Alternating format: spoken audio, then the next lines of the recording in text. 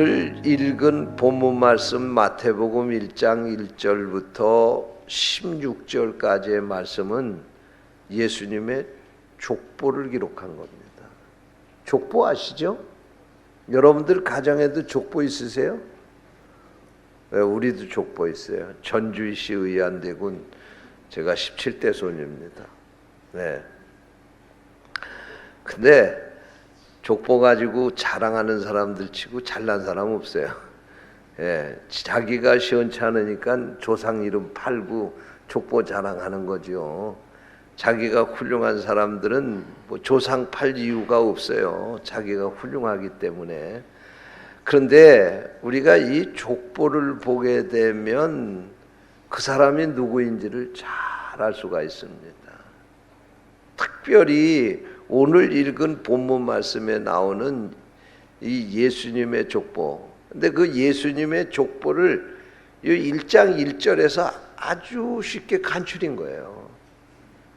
1절서부터 16절까지의 이 말씀을 간추려서 요 한 절에다 요약을 했는지래 바로 이 말씀을 통해서 예수님의 족보를 보게 되면 예수님의 족보에는 세 개의 기초가 있다, 기둥이 있다, 그렇게 생각을 할 수가 있습니다.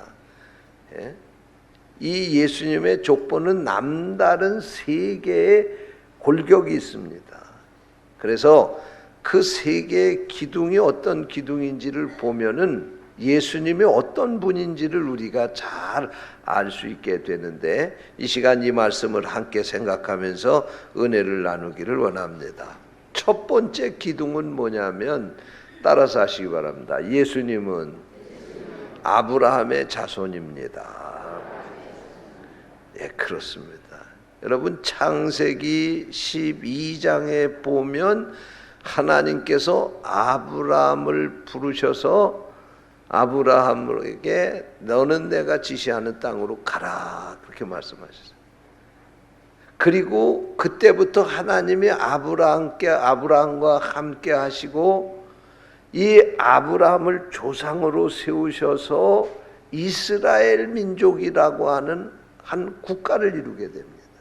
이 세상에 많은 족속이 살지만 그 많은 족속 가운데 하나님이 특별하게 선별하셔서 그 민족을 세우고 나라를 세운 건 바로 이 이스라엘밖에 없습니다. 그런데 바로 아브라함이 그 이스라엘의 조상이 된 겁니다. 할렐루야. 예? 바로 그 아브라함의 후손에서 예수 그리스도가 탄생했다고 하는 데에는 두 가지의 의미가 있습니다. 첫 번째는 뭐냐면 예수님이 하나님이셨지만 육신의 몸을 입고 오셨다. 그러니까 아브라함의 그 족보에 예수님의 이름이 기록된 거예요. 원래 예수님은 하나님이셨습니다. 그런데 하나님이 인간의 몸을 입고 이 땅에 오신 겁니다. 그래서 아브라함의 후손으로 오셨다고 하는 건 곧 뭐냐? 예수님이 육신의 몸을 입고 이 땅에 오셨다고 하는 것을 증명하는 거예요. 할렐루야. 여러분, 왜 예수님이 인간의 몸으로 이 세상에 오셔야 됩니까? 그 중요한 이유가 있어요. 아담 이후에 인간은 죄를 짓고 다 멸망을 받을 수밖에 없게 되었습니다. 그런데 그 인간이 죄 문제를 해결하기 위해서는 방법이 있어야 되는 거예요. 죄 문제를 해결할 수 있는 방법이 있어야 되는 거예요. 그런데 구약시대 때 그 죄 문제를 해결하는 방법이 무엇이었습니까? 내 죄를 용서받기 위해서 대신 양을 잡아서 하나님 앞에 제물로 드리는 거예요. 그런데 이 양을 잡아서 하나님 앞에 제물로 드리는 것은 죄를 지었을 때마다 이런 제사를 통해 제물을 드리면서 용서를 받아야 되는 거예요. 그런데 자신이 지은 죄를 알면 용서도 받을 수가 있지만 우리가 죄를 져도 자신도 모르게 죄를 지을 때가 많잖아요. 그 죄는 어떻게 용서를 받을 수 있겠어요? 그리고 죄를 지었을 때 지을 때마다 하나님 앞에 제물을 드리면서 이 죄를 용서받으려면은 수도 없이 우리는 하나님 앞에 죄 용서받는 제사를 드리고 제물을 드려야 돼요.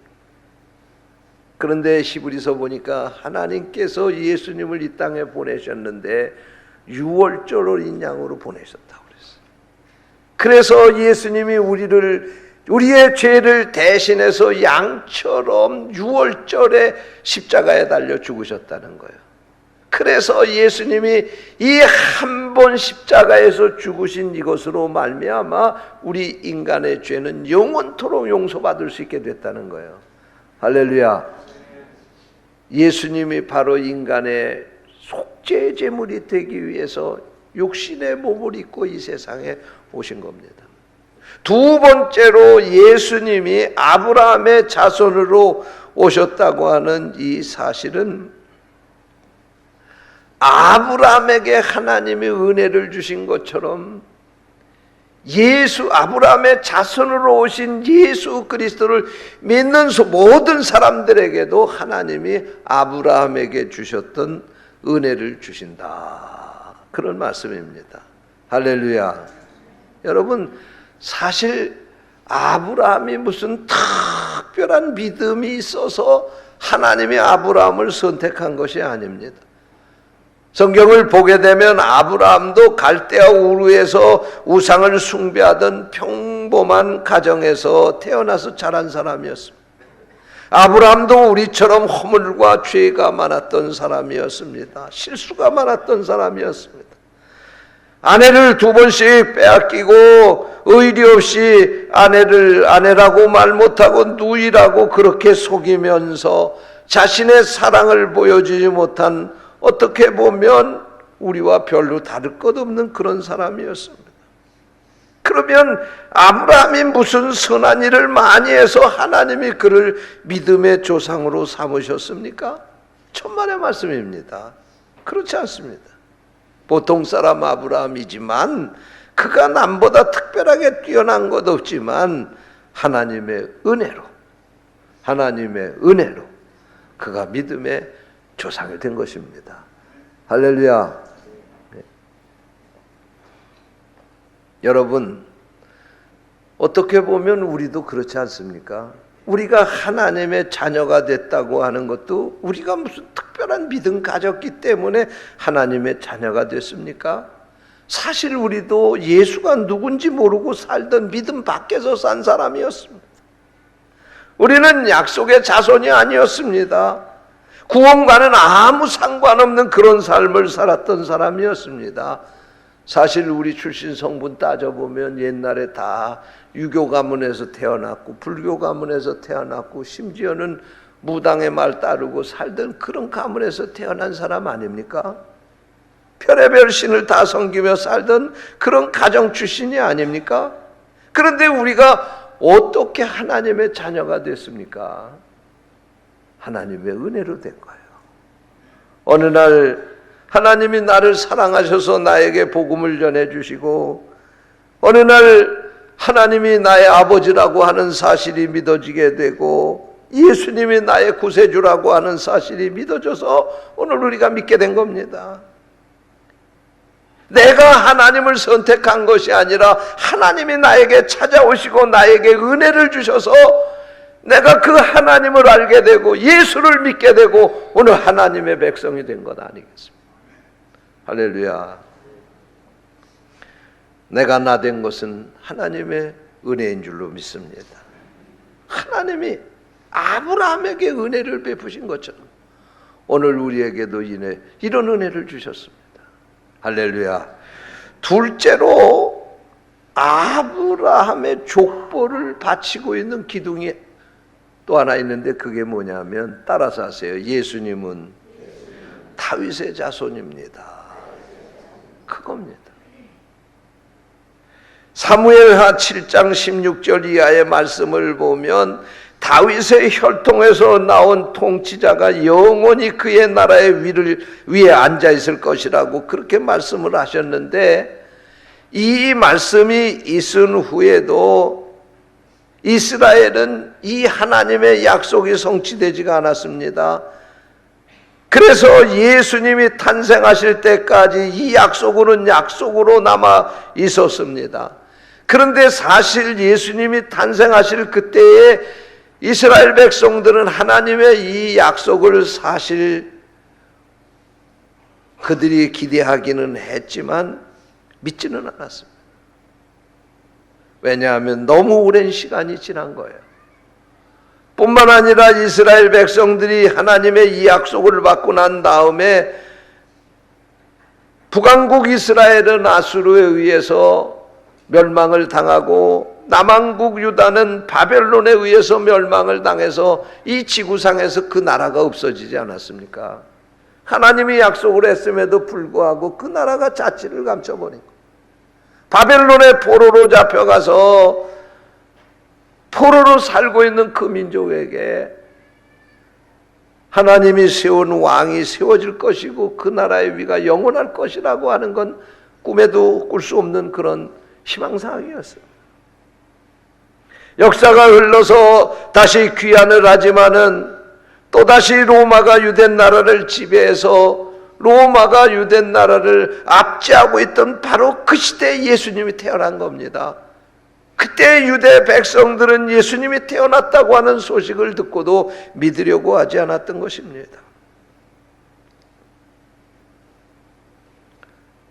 그런데 바로 예수님이 탄생을 하셨고 그 예수님이 다윗의 자손으로 세상에 오셨다고 하는 것, 이것은 다윗의 자손으로 이 세상에 오셨다고 하는 말씀은 유대인의 왕으로 오셨다고 하는 협소적인 의미에서 그런 해석도 할 수 있지만, 이것은 앞으로 장차 온 인류를 구원하시고 통치할 영원한 왕으로 이 세상에 오셨음을 가리켜주고 있는 말씀인 것입니다.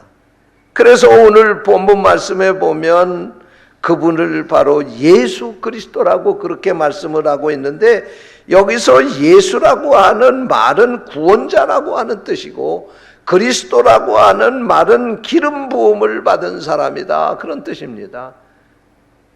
여러분, 구약시대 때 기름을 부어서 세우는 것은 제사장이나 왕을 세우게 될 때 그렇게 하는 것입니다. 그러므로 예수 그리스도가 이 세상에 다윗의 후손으로 오셨다고 하는 이 말씀은 무슨 말씀이냐? 예수 그리스도가 이 세상의 왕으로 오셨는데 그분은 인류를 구원하기 위해서 하나님이 기름 부어 세우신 영원한 왕이라는 말씀입니다. 할렐루야. 여러분, 어느 대통령, 어느 왕을 만나느냐에 따라서 그 통치를 받는 백성들의 행불행이 결정이 되는 것입니다. 우리가 한 동족이지만 저 북쪽에 사는, 우리 북한에 사는 동포들은 얼마나 비참하게 살고 있습니까?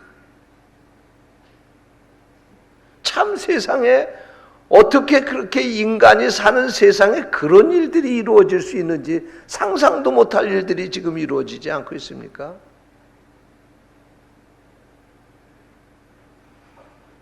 얼마 전에 텔레비전 프로에 보니까 이 북한에서 탈북한 사람들이 나와서 북한에 대한 이야기를 하는데 들어보니까 자기가 북한에서 이 한국에 넘어오려고 결심을 하게 된 이유가 한국에서 보내준 한국 드라마를 보고 결정했다는 거예요. 세상에 도대체 저 우리 남한에 사는 저 우리 동포들은 어떻게 저렇게 잘 살까? 그리고 어떻게 저렇게 남자들이 저렇게 여자들한테 잘할까? 여러분, 가정도 잘 하시나요? 그거 보면서 야, 저 남한 땅으로 넘어가야 되겠다, 그런 생각을 했다는 거예요. 뭐 잘하기는커녕 드라마에 보면은 드라마에 그냥 말짱 여자들이 남자 패는 그런 얘기만 나오고 그러더라고요. 예? 상상도 할 수 없는 세상이 대한민국에서는 펼쳐지고 있구나 그런 생각하면서 탈북을 결심했다고 그러더라고요. 여러분, 우리가 이 세상을 살게 될 때에도 대통령 잘 만나야 됩니다. 지도자 잘 만나야 돼요. 그래야 지도자들이 백성들 편안하고 행복하게 살도록 해주는 겁니다. 하물며 우리 주님 예수 그리스도께서 우리를 통치하시는 왕이 되어서 우리를 영원토록 통치해 주신다고 하면 오늘 우리가 얼마나 행복하게 살 수 있는 겁니까? 할렐루야. 여러분, 다윗의 자손 예수 그리스도라고 하는 이 예수 그리스도는 바로 이 다윗의 왕권을 가지고 세상에 오시는데 이분은 영원토록 이 세상을 통치하는 왕으로 오신다는 말씀입니다. 세상의 왕은 권력 구조는 바꾸고 도시는 바꾸어서 새롭게 꾸밀 수 있고 영토는 확장할 수 있을지 모르지만 사람을 바꾸는 일을 할 수가 없습니다. 그러나 영원한 통치자이신 예수님은 이 세상에 오셔서 영혼을 살리고 우리의 인격과 심성을 살리고 영원토록 행복하게 살 수 있도록 통치하시는 그런 왕이라고 하는 사실을 믿으시기 바랍니다. 세 번째로 예수님의 족보를 보면은 또 하나의 기둥이 있어요. 따라서 하시기 바랍니다. 예수님은 여인의 후손으로 태어나셨습니다. 다른 족보는 보통 남자들로 그 족보가 이어져 가고 있는데 예수님의 족보를 보게 되면 예수님의 족보에는 예수님의 어머니 말고도 네 여인의 이름이 등장합니다. 그런데 이 네 여인들을 보게 되면 이 네 여인들은 도저히 이 이스라엘의 족보에 올라갈 자격이 없는 사람들입니다. 첫째로 올려져 이 족보에 올라있는 이름은 다말이라고 하는 여인입니다. 창세기 38장에 보면 다말은 가나안 사람이었습니다. 다시 말하면 이방 사람이었다는 말씀입니다. 다말은 자기의 남편이 자식 못 낳고 죽게 되자 그 계보를 이어가기 위해서 창녀로 위장을 하고 시아버지를 유혹해서 시아버지와 동침을 하고 자식을 낳게 됩니다. 도덕적으로 결함이 많은 이런 여자가 바로 다말입니다. 그런데 이 다말이, 이 부정한 여인 다말이 거룩한 예수님의 족보에 그 이름을 올렸다는 사실입니다. 이건 뭘 말씀하고 있는 겁니까?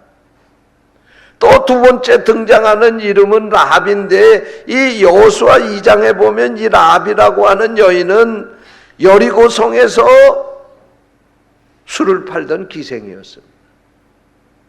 이방 여자였습니다.